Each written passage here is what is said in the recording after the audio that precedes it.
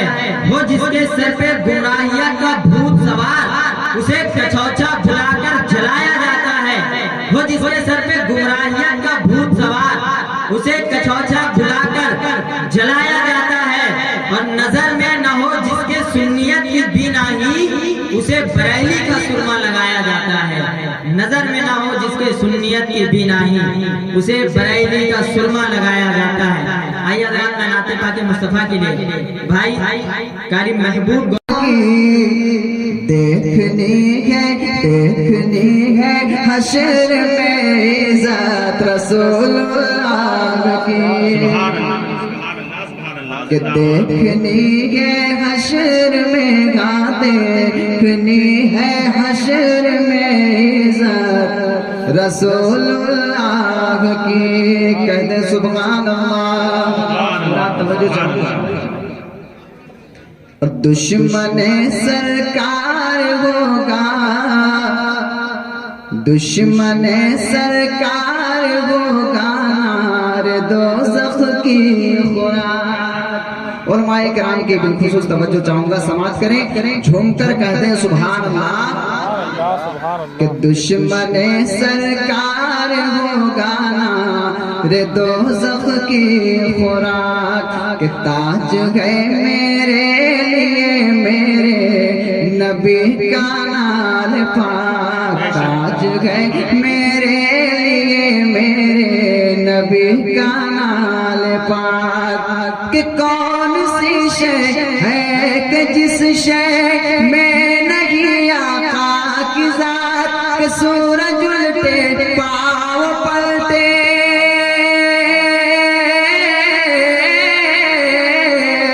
سورج الٹے پاؤں پلٹے چاند اشارے سے اچھا کہ اندھے نجدی دیکھ لے قدرت رسول اللہ کہ اندھے نجدی دیکھ لے قدرت رسول اللہ کی عرش حق گئے مسند رفعت رسول اللہ کی اور میں ایک کلام پڑھنا چاہتا ہوں پڑھنے درود پاک اللہم صلی وقت کی قلت ہے میں بڑی تیزی کے ساتھ کچھ شعر صلی اللہ علیہ یا رسول اللہ وسلم علیہ یا حبیب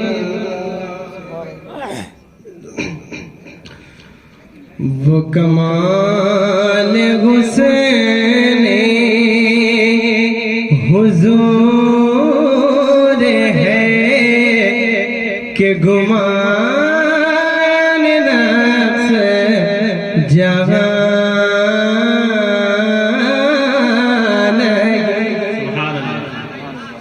وہ کمال حسین حضور ہے کہ گمان نفس جہاں لگی یہی پھول خار سے دور ہے یہی پھول خار سے دور ہے یہی شمع ہے کہ دھوان لگی یہی پھول خار سے دور ہے یہی شمع ہے کہ دھوان لگی وگلا مکان کے مکی ہوئے وگلا مکان کے مکی ہوئے سر عرش تختے نشین ہوئے وہ خدا ہے جسے کا مکان گئی وہ خدا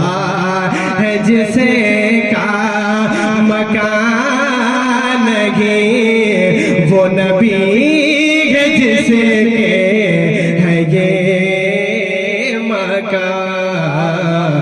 وہ کمال حسین حضور ہے کیا لے کے بیٹھے گئے اور نہیں احمد رضا کا جو لگی وہ غوث اعظم کا نہیں احمد رضا کا جو لگی احمد رضا کا جو لگی وہ غوث اعظم کا کہ یہی تو غم یہی تو غم بزرگوں سے یہی تو غم بزرگوں سے عقیدہ لے کے بیٹھے یہی تو غم بزرگوں سے عقیدہ لے کے بیٹھے گئے جو دل میں احمد کا اجالا لے کے بیٹھے گئے اور حکومت تو بدل دیں گے شریعت کو نہ بدلیں گے حکومت تو بدل دیں گے شریعت کو نہ بدلیں گے کہ ہم بھی مفتی اعظم کا فتویٰ لے کے بیٹھے گئے کہ ہم بھی مفتی اعظم کا فتویٰ لے کے بیٹھے گئے جو دل میں احمد کا اجالا لے کے بیٹھے گئے اگر کم ہے داخل ہو جاؤ گے حالانکہ تم پر ایسی آزمائشیں نہیں آئی جو تم سے پہلی امتوں پر آئی اس لیے کہ ان پر سخت آفتیں اور مصیبتیں پہنچتی وہ اس قدر جھنجھوڑ کیے گئے کہ اس وقت کے رسول اور ان کے ماننے والے پکار اٹھے کہ اللہ کی مدد کب آئے گی سنو بے شک اللہ کی مدد عنقریب آئے گی یہ قرآن کی آیت کا مفہوم ہے اللہ کے فرمان کا مفہوم ہے امت محمدیہ صلی اللہ علیہ وسلم سے پہلے جتنی امتیں گزری ہیں ان پر اس قدر آزمائشیں آئی ہیں کہ اس وقت کے رسول بھی مدد الہی کے لیے پکار اٹھے کہ اللہ کی مدد کیسے کب آئے گی ان پر ایسے ایسے ظالم و جابر بادشاہ مسلط ہوئے ہیں کہ وہ یکلخت پوری کی پوری آبادیوں کو تاراج کر دیتے اللہ کے نام لیواؤں پر عرصہ حیات کو تنگ کر دیا جاتا اصحاب کہف نے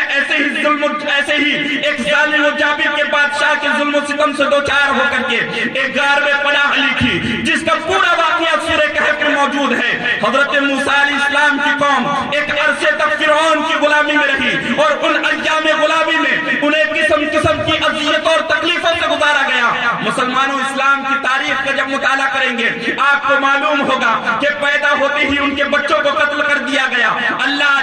حضرت موسیٰ علیہ السلام کی قوم میں حضرت آسیہ جو فرعون کی بیوی تھی جب انہوں نے مذہب اسلام کو قبول کیا تھا اور مذہب اسلام قبول کر کے اپنا مسلمان ہونا ظاہر کیا اور فرعون کو جیسے ہی اس کا علم ہوا کہ میری بیوی مذہب اسلام قبول کر چکی ہے اللہ کی وحدانیت کا اقرار کر چکی ہے فرعون نے اس پر ظلم و ستم ڈھائے گئے حضرت آسیہ پر ظلم و ستم کی سیاہ رات کو دراز کر دیا گیا ان کے ایمان کو پھیرنے میں تمام تدبیریں کر لی اور جب فرعون کو ناکامی کا سامنا ہوا تو فرعون نے حضرت آسیہ کو شہید کرنے کا فیصلہ کر لیا حضرت آسیہ کو جیسے ہی خبر ہوئی مالک کی دہلیز میں ان الفاظ کے ذریعے سے حضرت آسیہ نے اپنے ہاتھوں کو اٹھا کر کے اللہ کی خیرات طلب کرتے ہوئے عرض کرتی ہے رب کی بارگاہ میں رب ابن لی عندک بیتا فی الجنت ونجنی من فرعون وعملہ ونجنی من القوم الظالمین اے میرے رب میرے لیے اپنے پاس جنت میں محل تیار کر اور مجھے فرعون اور اس کے کام سے نجات دے دے اور مجھے ظالم لوگوں سے نجات بخش دے حضرت آسیہ نے جب مذہب اسلام قبول کر کے فرعون نے تمام ظلم و ستم ڈھانے کے بعد بھی جب اسے ناکامی کا سامنا ہوا اپنے حواریوں اور اپنے موالیوں سے کہا اپنے کارندوں سے کہا کہ جاؤ بڑی چٹان لاؤ اور اگر چٹان دیکھ کر کے حضرت آسیہ بھی اپنے ایمان پر قائم رہتی ہے چٹان اس کے بدن پر گرا دو اور اگر چٹان دیکھ کر کر کے عبادت سے پھر جاتی ہے تو یہ میری منقوہا ہے، میری بیوی ہے، اسے کچھ نہ کرنا۔ چنانچہ تاریخ گواہ ہے جیسے ہی حضرت آسیہ کے سامنے چٹان لائی گئی اور حضرت آسیہ نے آسمان کی طرف نگاہ اٹھا کر کے دیکھا ہے، اللہ کا کرم ہوا اور حضرت آسیہ کو اپنا جنتی محل نظر آیا۔ سبحان اللہ، جنتی محل نظر آیا۔ جنتی جب محل نظر آیا حضرت آسیہ کے ایمان میں اور پختگی آ گئی، ان کے عزم و استقلال میں اور پختگی آ گئی۔ حضرت آسیہ نے اللہ کا کرم ہوا اور اللہ رب العزت نے اسی وقت حضرت آسیہ کی روح کو قبض کر لیا۔ اور تاریخ گواہ ہے کہ جب چٹان گرائی گئی ہے تو ایسے بدن پر چٹان دی ہے کہ جس بدن میں روح ہی باقی نہیں۔ میرے دوستو، واقعہ سنانا مقصد نہیں ہے، تاریخ کو آپ کی نگاہوں کے سامنے رکھنے کا مقصد یہ ہے کہ ذرا دیکھیں حضرت آسیہ پر کتنے ظلم و ستم ڈھائے گئے۔ اتنے ظلم و ستم ڈھانے کے بعد بھی اپنے ایمان پر سودا نہیں کیا۔ آج حالات یہ ہیں کہ کروڑوں تو دور کی بات ہے، کسی کے سامنے لاکھوں پیش کر دیے جائیں تو ضمیر تو دور کی بات ہے، ایمان کا سودا کر بیٹھتا ہے۔ ایمان ہمارا اتنا کمزور ہو گیا ہے پیارے، اتنا کمزور ہو گیا ہے کہ آج ذرا سی تکلیف آتی ہے ہم واویلا مچاتے ہیں، چیختے ہیں، چلاتے ہیں۔ ذرا ہم سے پہلے کے مسلمانوں اور پچھلی امتوں کا جائزہ لیجئے، آپ کو معلوم ہوگا اللہ رب العزت کے پیارے پیغمبر محمد الرسول اللہ صلی اللہ علیہ وسلم کی آمد سے پہلے، بہت پہلے، ایک نوجوان کے سبب پوری قوم دولت ایمان سے مارا مال ہو گئی تھی۔ اور اس وقت کے ظالم بادشاہ نے اس پوری قوم کو ایک گڑھا کھدوا کر کے اس میں آگ بھڑکا کر کے اس پوری قوم کو آگ کے حوالے کر دیا تھا، جس کی تفصیل یہ ہے کہ بادشاہ کے پاس ایک ساحر رہا کرتا تھا، جادوگر رہا کرتا تھا۔ جب وہ بڑھاپے کی دہلیز پر قدم رکھا تو مسلمانوں بادشاہ کی بارگاہ میں اس نے عرض کیا کہ اے بادشاہ سلامت، آپ میرے پاس کسی نوجوان لڑکے کو مامور کر دیجئے تاکہ مجھ سے یہ جادو کے فن سیکھ لے۔ بادشاہ نے ایک نوجوان لڑکے کو مامور کر دیا۔ وہ نوجوان لڑکا اس ساحر، اس جادوگر کے پاس آتا جاتا، لیکن تاریخ میں آتا ہے کہ اس کی ملاقات راستے میں ایک راہب سے ہو گئی جو حضرت عیسیٰ علیہ السلام کے پیروکار میں سے تھا، اللہ کی وحدانیت کا اقرار کرتا تھا۔ وہ نوجوان اس راہب کی صحبت اختیار کرنے لگا، اس کی صحبت کا نتیجہ یہ ہوا کہ وہ نوجوان صاحب ایمان ہو گیا، اللہ کی وحدانیت کا اقرار کرنے لگا، اس کی تربیت اختیار کی، حتیٰ کہ اس کی تربیت اور صحبت کا نتیجہ یہ ہوا کہ وہ نوجوان اللہ کے کرم سے صاحب کرامت شخص بن گیا، اندھوں کو بینائی اور کوڑیوں کو تندرست کرنے لگا۔ جب بادشاہ کو اس کا علم ہوا کہ وہ نوجوان جس کو ساحر اور جادوگر کے پاس معمور کیا گیا تھا وہ تو اللہ کی وحدانیت کا اقرار کر رہا ہے، وہ تو مذہب اسلام قبول کر چکا ہے، سب سے پہلے بادشاہ نے اس راہب کو قتل کیا، پھر اس کے بعد اس نوجوان کو قتل کرنا چاہا، لیکن اس نوجوان کے لیے کوئی ہتھیار اور کوئی حربہ کارگر ثابت نہ ہوا۔ آخر میں اس نوجوان نے ہی اس ظالم بادشاہ کے سامنے آ کر کے کہا، اے ظالم بادشاہ، اگر تم مجھے قتل کرنا ہی چاہتا ہے تو سب لوگوں کو اکٹھا کر، شہر کے جتنے لوگ ہیں ایک جگہ اکٹھا کر اور اکٹھا کر کے میرے معبود حقیقی اللہ وحدہ لا شریک کا نام لے کر کے مجھ پر تیر چلا، میں مر جاؤں گا۔ چنانچہ بادشاہ نے ایسا ہی کیا، شہر اور شہر کے تمام اطراف کے لوگوں کو ایک جگہ جمع کیا گیا اور جمع کرنے کے بعد بادشاہ نے اپنے معبود باطل کا نام نہ لے کر کے معبود حقیقی اللہ وحدہ لا شریک کا نام لے کر کے جیسے ہی اس نوجوان کو تیر چلایا، تیر آ کر اس نوجوان کے سینے میں پیوست ہو گیا۔ اللہ رب العزت کے حکم سے اللہ نے اس کی روح کو قبض کر لیا، لیکن پیارے عالم یہ ہوا کہ اس نوجوان کی قول کی حقانیت کی بنیاد پر جتنے اس مجمع میں موجود تھے مذہب اسلام کی حقانیت کو قبول کر لیا، مذہب اسلام کو قبول کر لیا۔ جب بادشاہ نے اس حالت کو دیکھا تو غصے کی حالت میں بھر کر کے اس نے ایک گڑھا کھدوایا اور اس میں آگ بھڑکائی گئی اور تمام کے تمام لوگوں کو نظر آتش کر دیا گیا۔ نعرہ تکبیر، نعرہ رسالت، علماء اہل سنت، نعرہ تکبیر، نعرہ رسالت، حضرت علامہ مفتی محمود برکاتی صاحب قبلہ، نعرہ تکبیر، نعرہ رسالت۔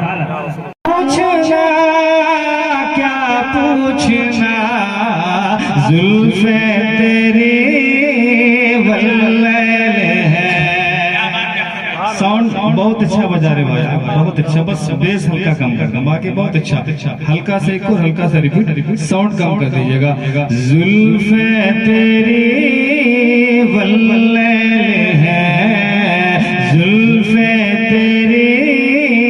واللیل ہے رخسار کا کیا پوچھنا زلفیں تیری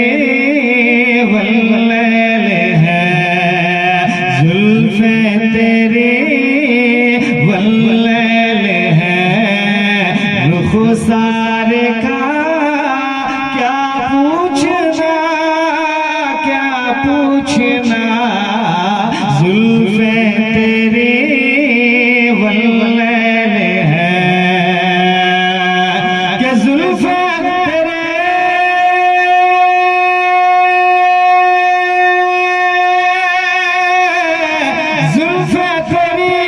واللیل ہے رخسار کا کیا پوچھنا حسنین کے نانا تیرے حسنین کے نانا تیرے حسنین کے نانا تیرے ارے دیدار کا کیا پوچھنا سبحان اللہ بھائی زندہ باد سبحان اللہ نعرہ تکبیر پورا مجمع محبتوں سے استقبال کریں حضرات نعرہ تکبیر نعرہ رسالت مسلک اعلیٰ حضرت حسنین کے نانا تیرے دیدار کا کیا پوچھنا دیدار کا کیا پوچھنا حسنین کے نانا تیرے سبحان اللہ علماء کرام کی دعائیں لیتے ہوئے ایک اور شعر پیش کرتا ہوں آواز تھوڑی سی بڑھا دینا بھیا ایک بار مسکرا کے کہنا سبحان اللہ حسنین کے نانا تیرے دیدار کا کیا پوچھنا حسنین کے نانا تیرے اور کوئی علی کوئی حسن کوئی حسین اور فاطمہ کوئی علی کوئی حسن کہ کوئی علی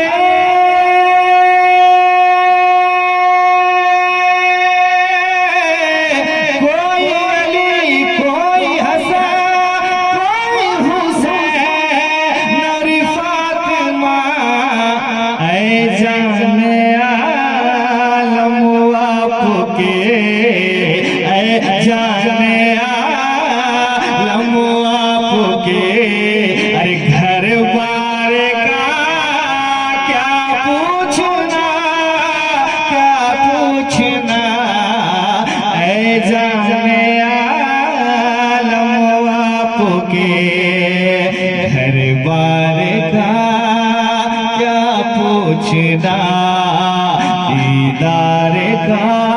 کیا پوچھنا امین شریعہ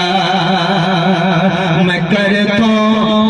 سودا اڑوائے محبت آپ لوگ ہو گئے کیا مجھ سے مچل کے کہتے ہیں یا رسول اللہ اب سنیں شعر سنیں یہ محنت یہ محنت جو سب دکھتے یہ محنت جو سب دکھتے جو تور نام کے اتنا نعرہ لگتے گئے جو تور نام کے اتنا نعرہ کرے دل سے کرے ہنس جو دل سے شریعت کے خدمات کرے ہنس جو دل سے شریعت کے خدمات امین شریعت سبحان اللہ نعرہ تکبیر نعرہ رسالت فیضان حضور امین شریعت اور سنیں میں بہت تیزی کے سامنے چل کے کہیں یا رسول اللہ اور ایمان سب کے بچا ڈالتے ہیں اگر حقیقت ہے تو بولیں اور ایمان سب کے بچا ڈالتے ہیں فیضان کے دریا بہا ڈالتے ہیں یہ عزت یہ دولت یہ دولت ہے تور چے بدولت یہ عزت یہ دولت ہے تور چے بدولت امین شریعت آج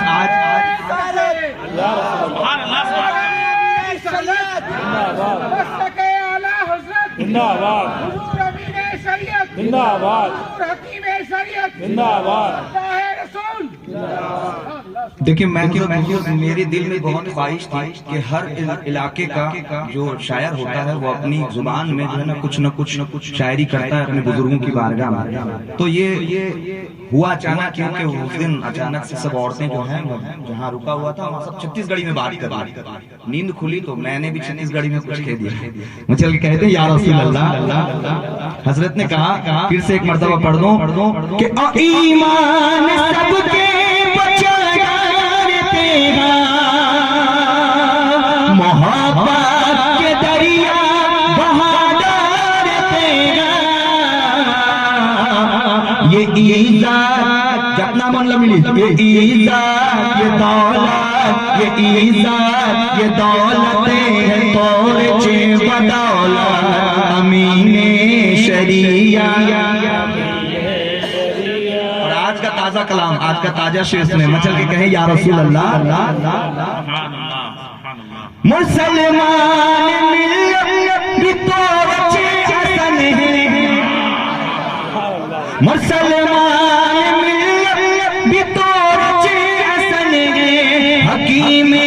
شریعت ہمر من کے دم ہے حکیم شریعت ہمر من کے دم ہے تولا دیکھ بر دیکھ تن تولا دیکھ بر دیکھ تن ایک رسول تولا دیکھ بر دیکھ تن ایک رسول امین شریعت امین شریعت. اور بادشاہ کے بیٹے کو کیا بولتے ہیں؟ راجکمار بولتے ہیں شہزادہ بولتے ہیں ہے نا. لیکن اب شعر سنیں حضور زندگی میں کبھی یہ شعر آپ بھولیں گے نہیں کیونکہ میں لفظ کا استعمال یہاں پر میں نے مکتے میں کیا ہے وہ سنیں آپ. مچل کے کہتے ہیں یا رسول اللہ دعا کرے دے مرشد سبحان اللہ دعا کرے دے مرشد کہت ہے یہ سید دعا کرے دے مرشد کہت ہے یہ سید سلمان رہے سلامتی رہے موت سلمان ملت دعا کرے مرشد کہت ہے یہ سید سلامت رہے موت سلمان ملت ہے تو راج بیٹا کے یوم ولادت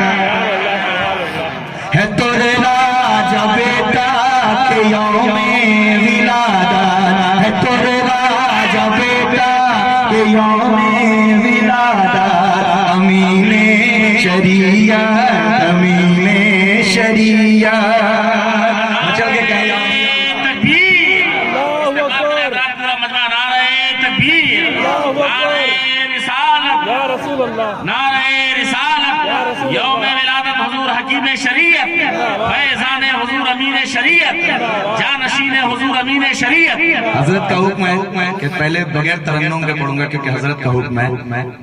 कि दुआ कर दे मुर्शिद कहत है ये सैयद, दुआ कर दे मुर्शिद कहत है ये सैयद, सलामत रहे मोर सलमान मिल्ला, कह दे आमीन, सलामत रहे मोर सलमान मिल्ला। है तो राजा बेटा के आज यौमे, है तो राजा बेटा के यौमे विलादत, हुजूर अमीन शरीयत के राजा बेटा शहजादे, मचल के कहो ना सुभान अल्लाह। जिंदगी भर इंशाअल्लाह इसको आप याद रखेंगे, झूम कर कहें या रसूल अल्लाह। दुआ दे मुर्शिद कहते हैं ये सैयद, सलामत रहे मोर सलमान मिल्ला, है तो राजा बेटा, है तो राजा बेटा, है तो राजा बेटा के यौमे विलादा, है तो राजा बेटा के यौमे विलादा। अमीने शरिया, अमीने शरिया, मैं करता तोरे सोदा अड़बड़ मोहब्बत, अमीने शरिया। अस्सलामु अलैकुम। दीनी भाइयों, अस्सलाम वालेकुम वरहमतुल्लाहि वबरकातुहू। एक मर्तबा नबी मुअज़्ज़म व मुहतरम की बारगाह में हदिया दुरूद सलाम पेश करें। पढ़ें अल्लाहुम्मा सल्लि अला सय्यदना मौलाना मुहम्मदिन मादिनिल जूद वल करम व आलिहि व बारिक वसल्लम। ये मौलाना गुलाम मोहिउद्दीन साहब में ये बड़ा कमाल है कि ये कई जगह कल भी इन्होंने तो अक्सर ये करते हैं ऐसा कि मुझे जबरदस्ती माइक मुझ तक पहुंचा देते हैं। बात यह है कि सब कुछ होने के बाद जब सलात सलाम का वक्त होता है तो ये जिम्मेदारी मेरे हवाले की जाती है। अब इन लोगों की नीयत क्या होती मैं नहीं जानता, लेकिन मैं समझता हूं कि मेरे साथ ज्यादती होती है। अल्लाह ताला इस बज़्म को, इस मजलिस को कबूल व मकबूल फरमाए। आमीन आमीन। और मैं अपने अहबाब का तहे दिल से शुक्रगुजार हूं कि जिन्होंने मेरी मोहब्बत में इस बज़्म को सजाया, इस पर खर्च किया। अल्लाह ताला, मैं तो इसका बदला नहीं कर सकता, मगर रब की बारगाह में अर्ज कर सकता हूं कि मौला ताला इन्हें दोनों जहान में इसका अजर अता करे। आमीन। तकरीरें माशाअल्लाह बहुत अच्छी हुई, काम की, और बगैर किसी लफाजी के बहुत उम्दा। हमारे मौलाना अशरफ साहब ने भी माशाअल्लाह, और आए हुए मेहमान जनाब मौलाना मुफ्ती महमूद साहब बरकाती मद्दज़िल्लहुल आली ने भी अच्छी गुफ्तगू, अच्छा खिताब, जिसकी तारीफ करते हुए हमारे नाज़िम जलसा ने कहा कि उन्हीं का जूता, उन्हीं के सर, یعنی میاں کی جوتی میاں کی چاند، ماشاءاللہ. اور سید صاحب ان کا رنگ بھی آپ نے دیکھا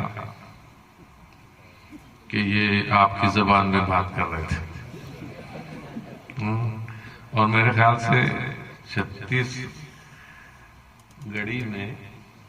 یہ میں نے تو نہیں سنا تھا کلام، میرے خیال سے پہلا ہی کلام ہے. اچھا کیا کہتے ہو 36 گڑیاں سب لوگ بڑھیا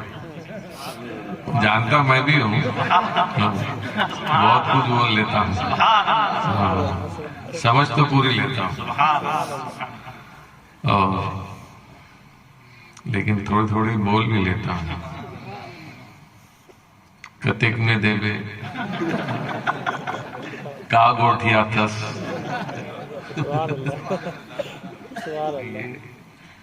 بول لیتا ہوں تو ماشاءاللہ. لیکن افسوس یہ ہے کہ یہاں کے لوگوں سے شکایت ہے. اب آئیں گے میرے پاس تو میں ان سے پوچھوں گا کہ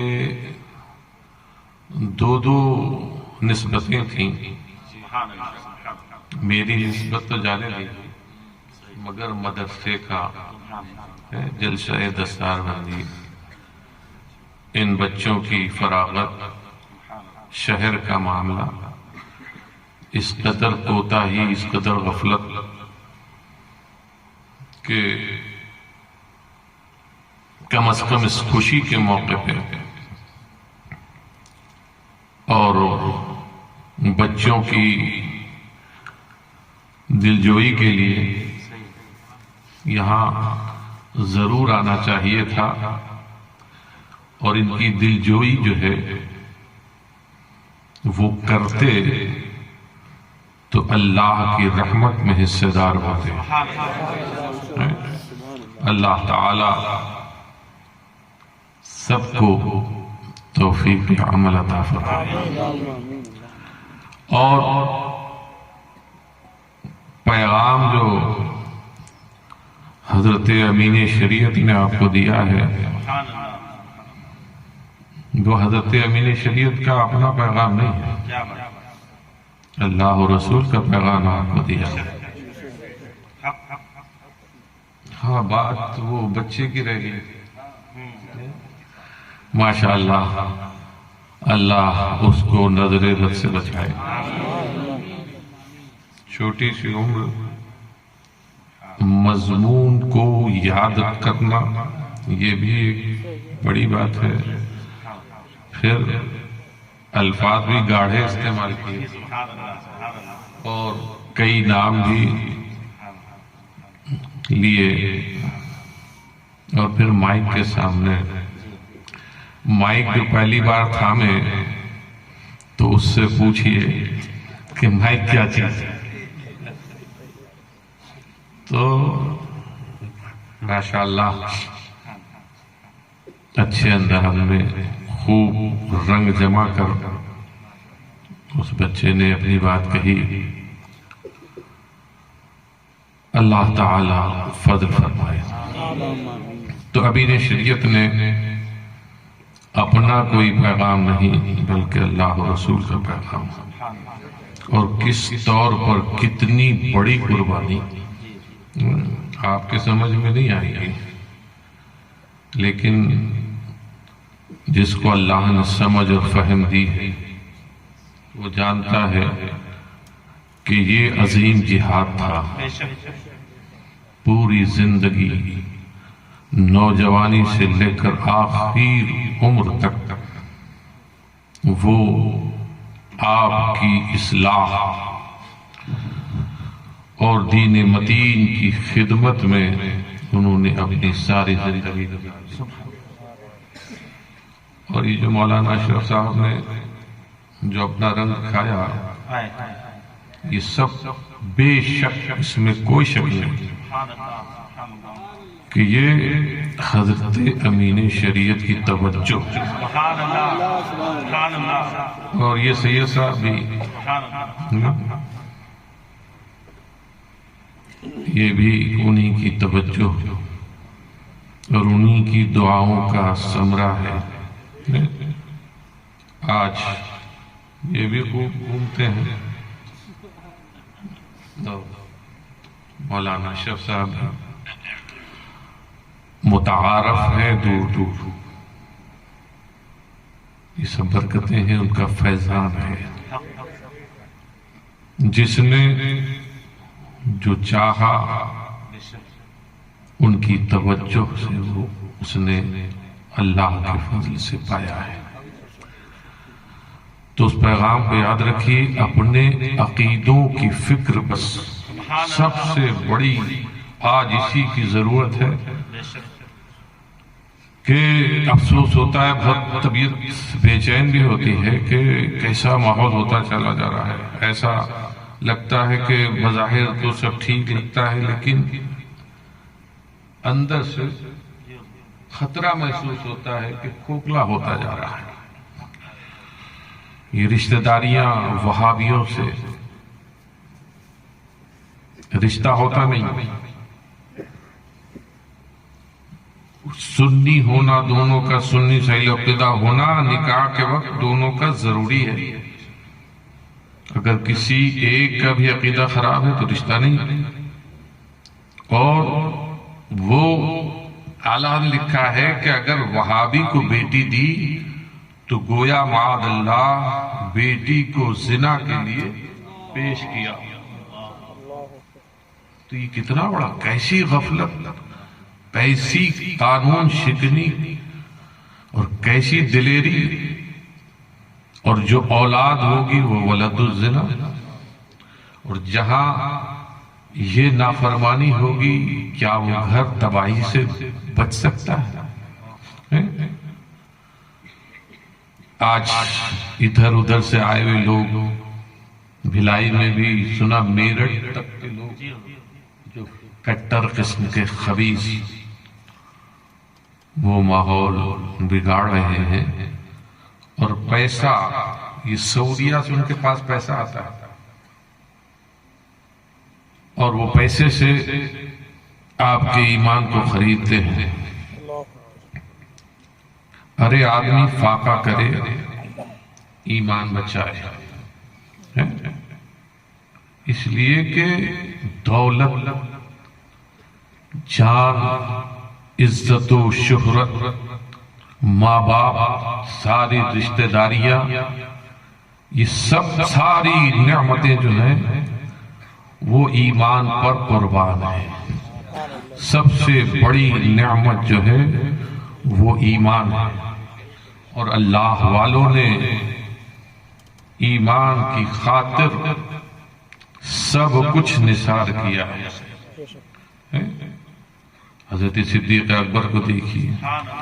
حضرت فاروق اعظم کو دیکھیے، تمام صحابہ کی زندگی کو پڑھیے،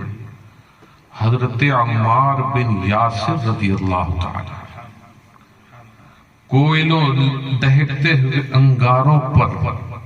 پیٹ کے بل لٹا دیا۔ سوچئے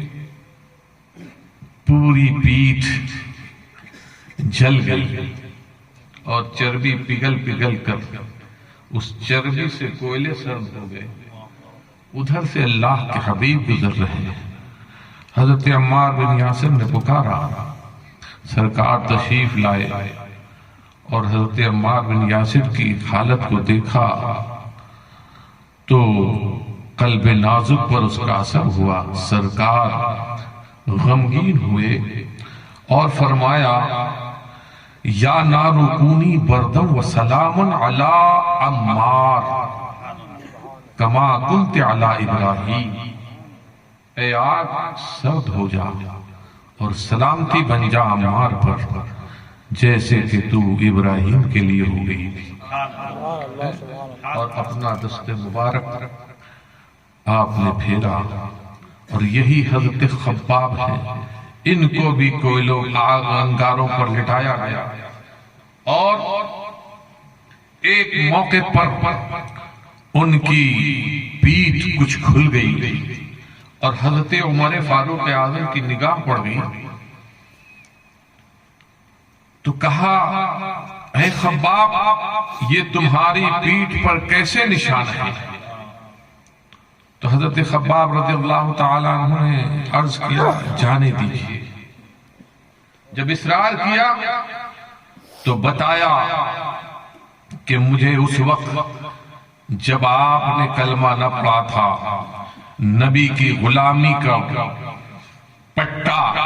اپنی گردن میں نہ ڈالا تھا،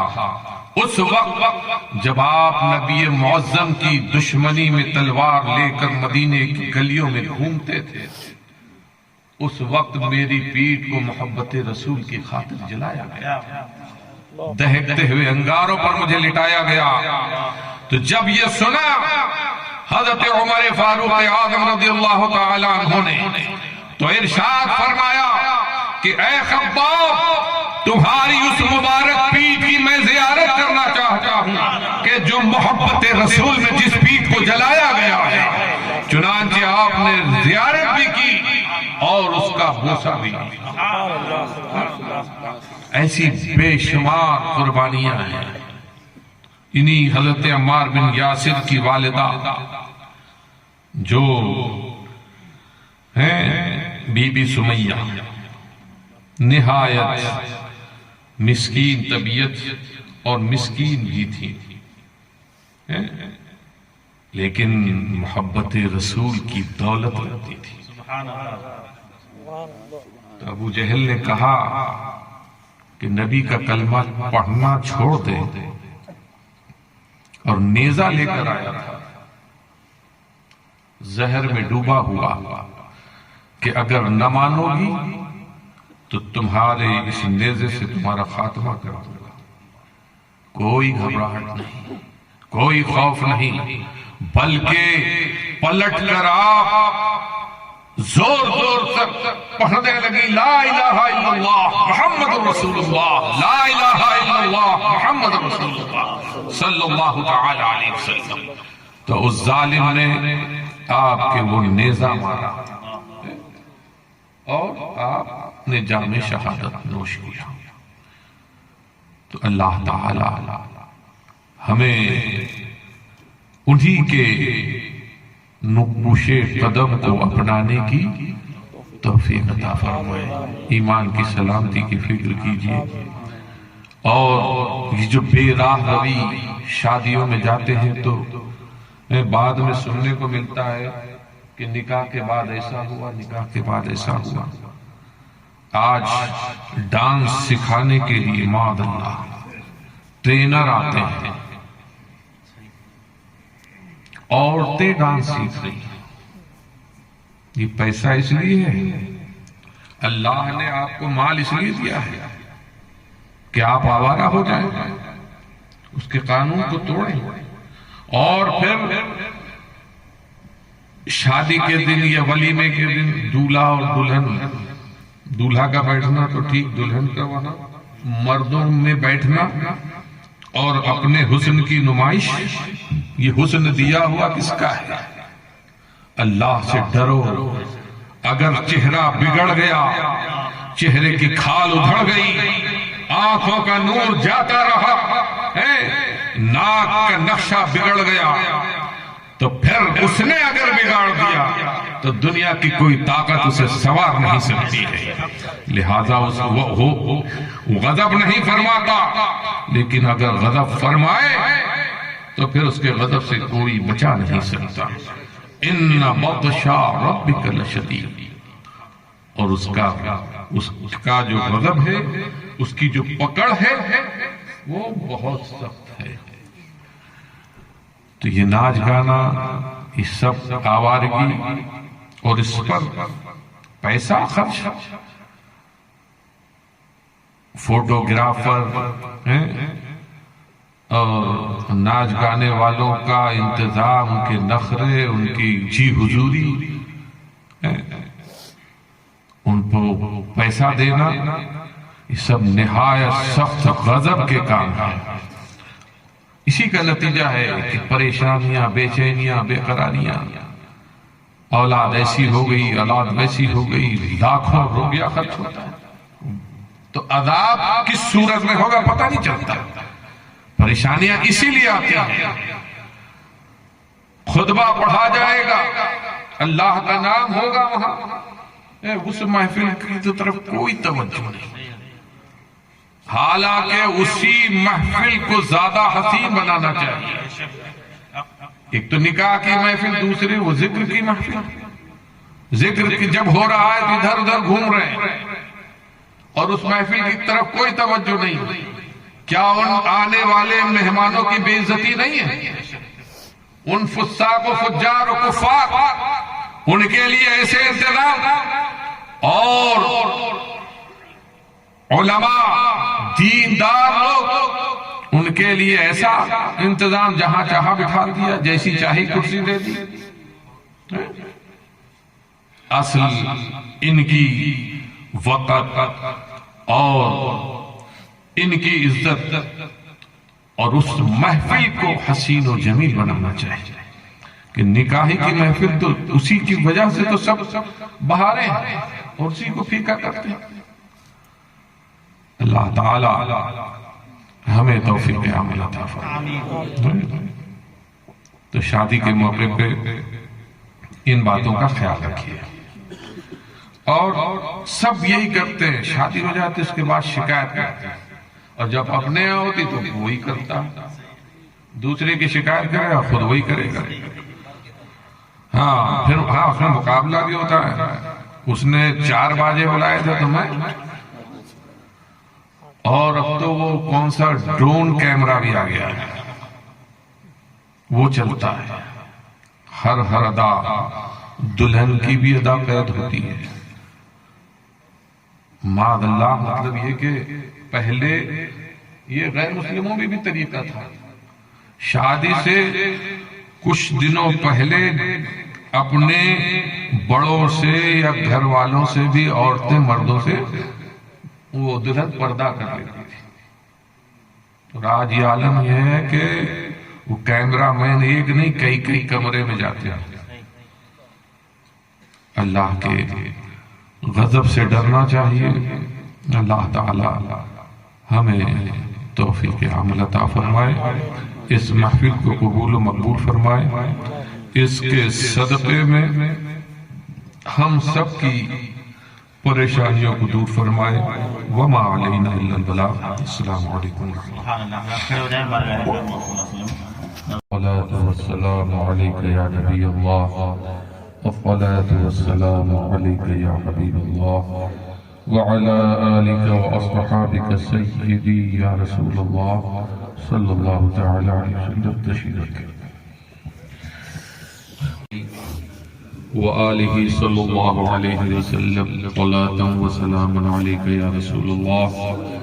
اللهم أنت السلام ومنك السلام وإليك يرجع السلام، حينا ربنا بالسلام وأدخلنا جنة دار السلام، تباركت ربنا وتعاليت يا ذا الجلال والإكرام۔ اللهم احفظنا من كل بلاء الدنيا وعذاب الآخرة، اللهم أيد الإسلام والمسلمين، اللهم أعز الإسلام والمسلمين، اللهم انصر الإسلام والمسلمين۔ پروردگار اس مجلس کو، اس محفل کو قبول فرما، ہماری حاضری کو قبول فرما لے، اس کی برکتوں سے مالا مال فرما، اس ذکر کی برکت سے مولا ہمارے قلوب کو مجلا فرما دے۔ پروردگار اس کی تاریکی کو دور فرما دے، مولا روشن و منور فرما دے۔ پروردگار ان فارغین پر اپنا فضل و کرم فرما، ان کے علم اور برکتیں عطا فرما، اور علم کے ساتھ ساتھ عمل کی دولت بھی عطا فرما۔ پروردگار ہمارے بیماروں کو شفا دے دے، پریشان حالوں کی پریشانی کو دور فرما دے، جو جھوٹے مقدمات میں ماخوذ ہیں بری فرما دے، جو قید میں ہے مولا ان کی رہائی کا سامان کر دے، پروردگار کرم فرما دے، رحم فرما